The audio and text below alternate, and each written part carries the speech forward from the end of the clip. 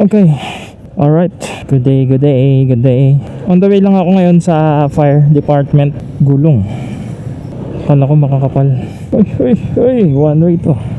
Grabe, nakakasilaw. No makita. Dat pala, palit ako ng visor ngayon to.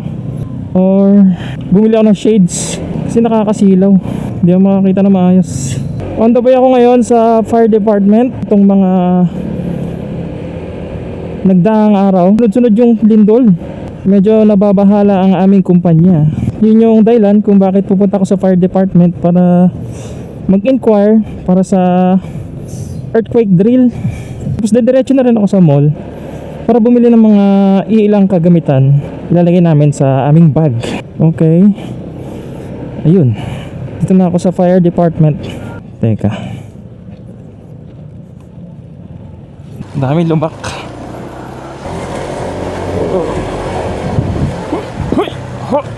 Tapos na ako sa fire. So i-schedule nila tayo ng earthquake drill. Siguro by Monday. Ang bilis lang. Wala naman masyadong requirements. Nakakatakot din kasi, no? Hindi natin alam, baka lumindol. Huwag naman sana, no? Iniwan ko lang yung mag-ina ko doon sa bahay. Mamadali ako para makabalik din ako. Yeah. Yun o, yung mga hindi masyado masakit, ano? So dala-dala ko rin yung mga extra battery ko, kaya hindi ako natatakot na baka malobat ako. Itong battery pa lang na to, sulit na ako. Hindi pa ako nagbabalit ng battery. Babalik tayo doon sa earthquake. Hinanda na namin yung mga bag namin na may lamang damit, flashlight, mga gamot. Meron kaming isang maleta na nandun lahat ng mga documents namin. So para sure lang, no? Tapos nilagay namin sa kotse. Wag naman sana, no? Ang hirap. Hindi natin alam. Baka mamaya abang natutulog tayo, no? At least nakahanda tayo kapag dumating yung araw na yon. Pagkain, meron din laman yun. Tubig. Magpapalit na rin pala ako ng gulong. Dami ng pauwi galing sa outing. Yun nga pala, kaya pala pupunta ako ng mall. Bibili ako ng, alam mo yun, salbavida. Yung life vest, sa pa yun. Tsaka helmet, hard hat, yung pang construction. Tubig. Paspasin na natin to.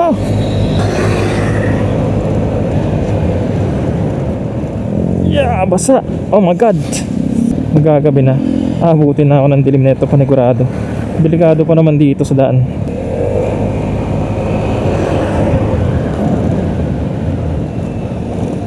Alright. Feeling ko kasama ko sila. Isang beses pala ako nakakapag long ride kasama ng mga kaibigan ko. Mga kanya-kanya na kami pamilya Kaya siguro wala nang chance para mangyari ulit yun. Pero nung time na yun talagang sobrang saya. Isa na lang talaga siyang bahagi ng alaala mong masaya. Yeah. Oh my god. Sarap pa rin gamitin. ADB 150. Smooth na smooth pa rin ang takbo niya.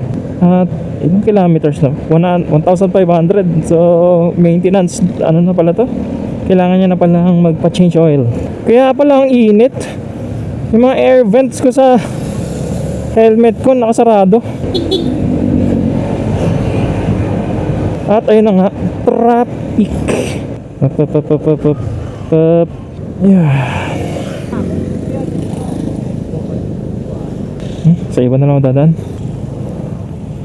Ay, balik. Meron pa ibang daan dito Rush hour na pala. Sana wag din traffic dahil hindi kaagad ako makakabalik sa amin. Medyo ingat lang. Tricycle mo overtake ako.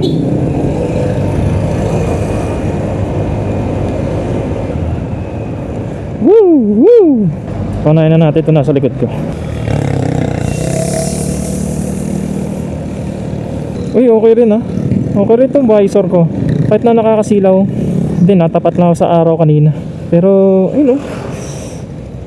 ang ganda sa gabi. Uy, maraming estudyante ngayon. Sunday? College. Alright. Nagmamadali kasi ako hindi ako nakikipag-career Nagmamadali lang ako. At mali ang napasukan ko. Tayo sa gitna. Maluwag. Whoop. Ayun Busina mo na. Busina, ba't ka bumaba diyan? Napakagitna. Dito tayo. Alright. Dahil, matarek. Kaya pala bumaba. Sige. Okay.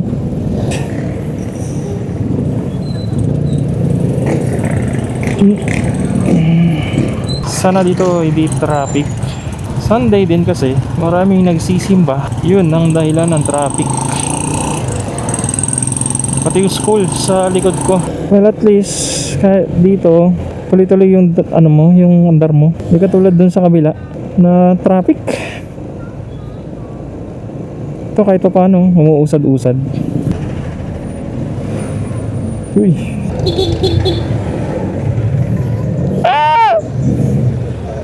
Sanang daan sarado dun lang yung alam ko eh.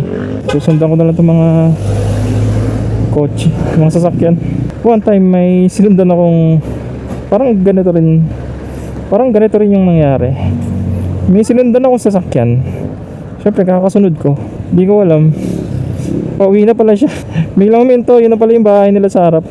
Di pa uso yung Waze na bus. So may bus dito, so, ibig sabihin dito yung main road. Okay, mauna ka na. Nakikita niyo ba yung bus doon sa unahan? Ibig sabihin yung main road yung dadaanan niya. So yun yung dapat sundan natin. Alright, kabisado tong lugar na to eh. Pinapagana ko lang yung aking instinct na madalas naliligo. Umiikot lang pala. Kasi yung kanina yung sarado, pag diretso mo yun, ito yun, dire-diretso lang. Dito naman traffic.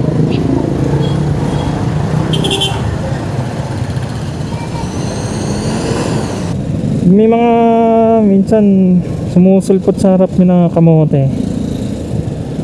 Bigyan nyo na busina para signal na dadating ka, no? Kasi doon nagkakabulagaan eh pagka may mga tatawid. Kailangan maximum tolerance ka eh. Kasi talo ka pagka nainis ka. Kaya mo lang sila kasi darating din yung araw na alam mo yun, magbubunga yung pagiging kamote nila. Ikaw, safe driving lang tayo guys. Huwag na masyadong didikit sa jeep kasi kumukuha na pasahero yan eh. Pag may nakitang pasahero yan sa gilid, bigla-bigla na lang ihinto. Yun, maluwag na ang daanan. Pero maingat pa rin kahit nagmamadali, no? Galing ah. Galing naman na itong visor na to. Ang linaw sa gabi. Woo! Ka-overtake ako, nakasanayan ko yung bumusihin na. Kung ako man, bigla na lang may susulpot sa harap ko. Siyempre, makakagulat yun, di ba? Magkakabanggaan kayo. Ayun, katulad nito, bigla na lang sumusulpot. Wala kung naisipan mong lumiko dito. May mga times naman, di ba, na hindi ka talaga napapatingin sa side mirror mo. Kapag kunyari, liliko ka sa kaliwa, bigla ka liliko ng, siyempre, confident ka eh. May mga time lang na ganun.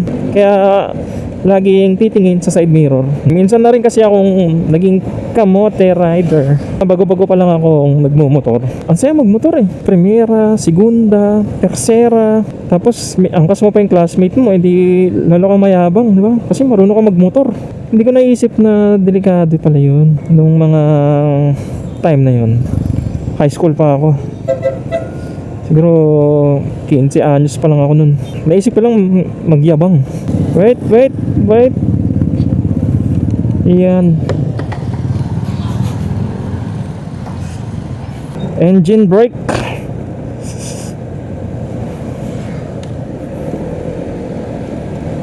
Woohoo! Sarap talaga magmotor, no? Parang lumilipad. Na-excite ako tuloy i-edit to. Kasi hindi ko alam, hindi ko sure yung result na itong pagbibideo ko na to eh. Kano na kaya pamasahe? Okay lang matakot. Hindi naman kabawasan sa pagiging motorcycle rider niyo eh. Ano ngayon kung takot kayong sumingit-singit, hindi ba pwedeng safe lang? Taas ng Montero, ganda ng gulong. Oh. Wow, ganda. Pero ayokong pa ganyan yung kotse ko. Gusto ko stock lang. Katulad na itong motor ko, ayun, all stock lang to. 5 taon na sa akin pero all stock lang. Ganda. Oh, di ba? Kaya habang nakikita kong daan na to, no?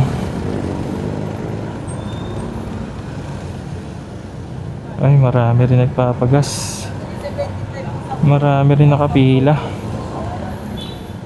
Meron pa naman siguro isa dun. Yan, habang may nakikita akong lubak-lubak na daan dyan, no? Mag-iisip ka rin no? Kung papalowered mo ba tong motor mo. Pero nag-search ako sinearch ko, ang pogi talaga Yung mga unang motor ko kasi talagang diretso lowered na kagad yun, nilolowered ko kagad. Mamaya na magkakwento. Sasagupain ko muna tong traffic. Liko tayo dito.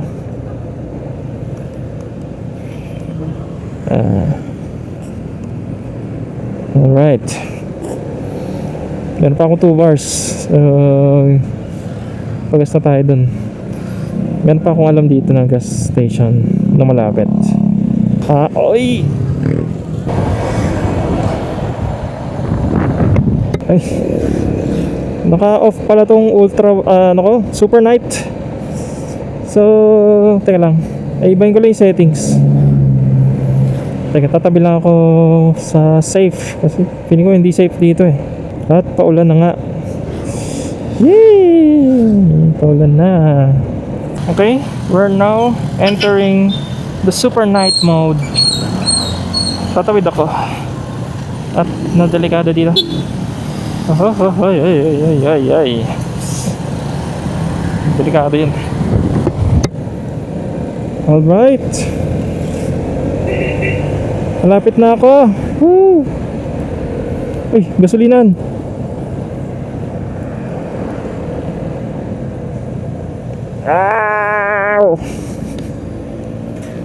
Ito, konti lang nagpapagas. Doon na tayo lumapit sa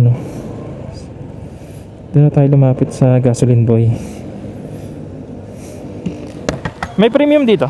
Meron sir. Okay. Pagas premium. Bumaba na lang sir. Ay. Yun. Okay.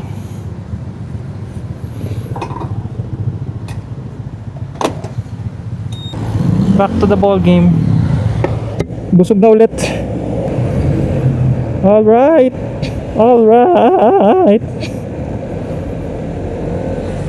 Ayun na nga, traffic again. Kung kailan malapit na ako. Alright, malapit na ako sa SM. Pag nakakita ko ng SM, naalala ko yung anak ko. Kasi paborito niya lugar yun. Siguro lahat naman ng bata, paborito yung SM Nagtatatalon na yun sa tuwa pag nakakita ng SM. Bibili na tayo mga kagamitan para sa sakuna na wag naman sana mangyari, no? Uy, yun lalim. Ay.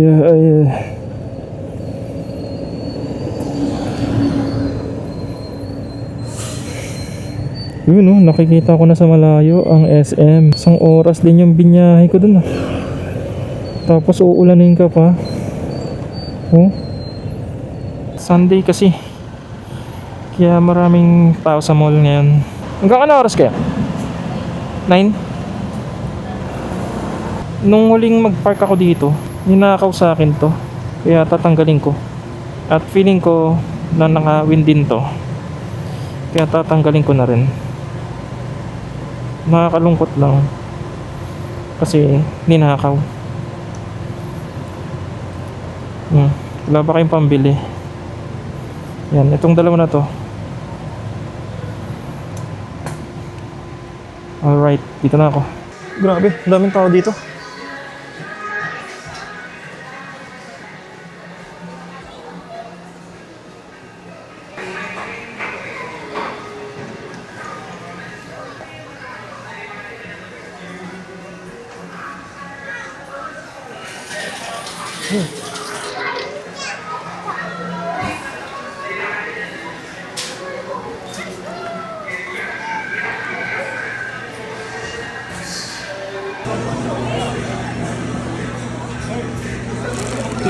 pinamili ko. Mali. Tsaka tubig. Tapos stick oh. Ito na lang naman yung mga kulang. Social spam.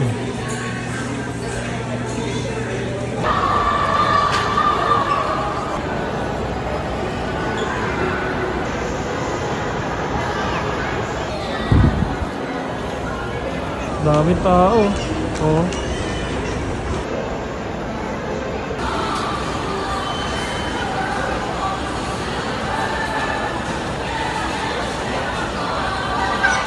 Parang akong lalamog na ito ah. Yun. Sakto. Yeah. Palag na to. Buti, bumili ako ng tape.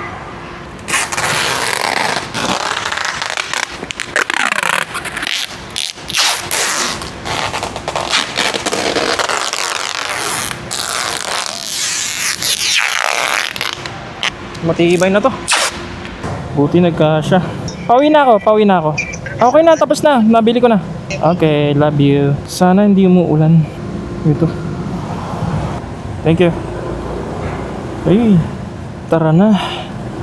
Let's go. Yun, buti hindi umuulan. Okay, next vlog. Maintenance time. Change oil, gear oil. Palinis ng panggilid. Alright.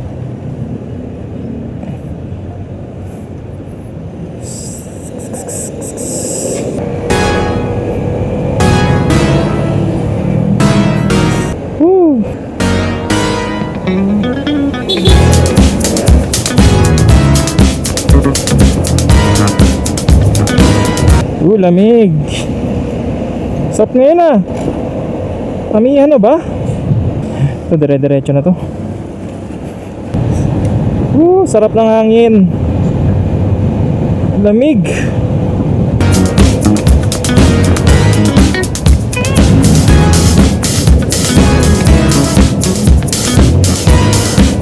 Malayo-layo pa tayo guys.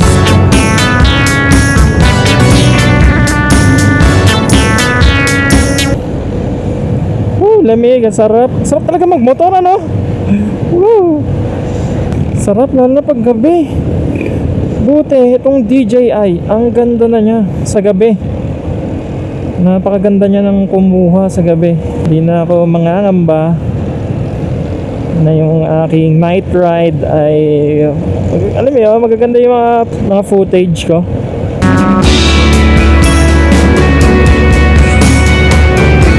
Ayan, dilim.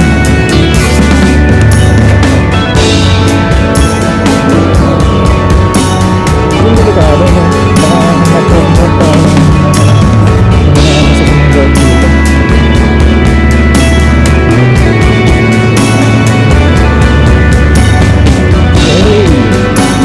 Hey! Grabe mo rin! Dami na naman.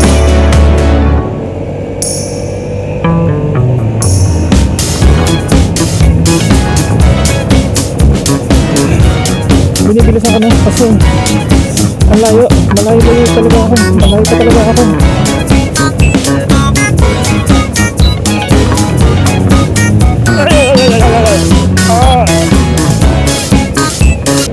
Nagpalit pala ako ng helmet.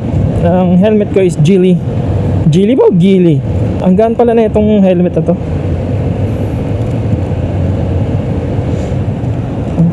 Yung kasi napakasikip eh. Yung iba, oh my god. Lasing yata ito eh. Kumigay mo. Yun, ano hanggang saan naabot ang Mio mo? Nawala, sumiplang na yata yun. Bilis na nga.